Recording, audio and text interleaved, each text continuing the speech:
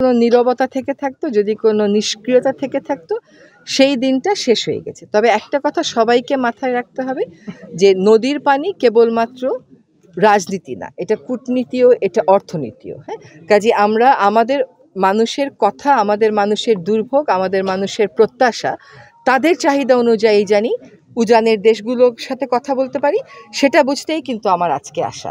আমি তো পত্রপত্রিকায় এগুলো সবই পড়ে ফেলছি, কিন্তু আসলে আমার পানি উন্নয়ন বোর্ড কোথায় কোন কাজটা তাড়াতাড়ি তা শুরু করা উচিত, জনগণের সেখানে মতামতটা কি, এইটা বুঝতেই আমি আজকে এসছি।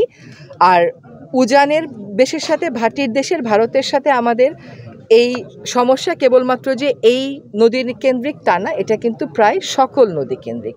আমরা গঙ্গা ছাড়া আর কোনো নদীর ক্ষেত্রে, ফেনীর ক্ষেত্রে করতে পেরেছি, কিন্তু আর কোনো নদীর ক্ষেত্রে কিন্তু আমাদের বলে 54 বা 57টা অভিন্ন নদী, এখনো পর্যন্ত চুক্তি স্বাক্ষর করতে পারিনি, এমনকি তিস্তা নিয়েও পারিনি।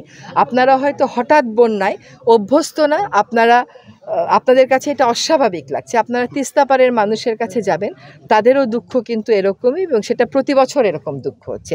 এটা তো প্রতি বছর চলতে পারে না। আমাদের সরকারের সর্বোচ্চ পর্যায় থেকে বলা হয়েছে যে আর কিছু না হোক, অন্তত মানবিক কারণে দুইটা দেশকে এক জায়গায় এসে এই নদীর পানি ব্যবস্থাপনা এবং দুর্যোগ ব্যবস্থাপনার বিষয়ে সিদ্ধান্ত নিতে হবে।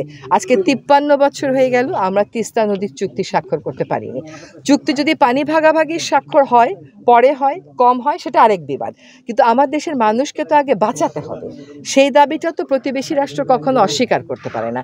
সেই জায়গাতে আমরা কোন তথ্যগুলো চাইবো, কিভাবে আলোচনা শুরু করব, আমাদের মোটামুটি একটা রূপরেখা প্রস্তুত করেছি। আপনাদের সাথে আজকে কথা বলে ওটা চূড়ান্ত।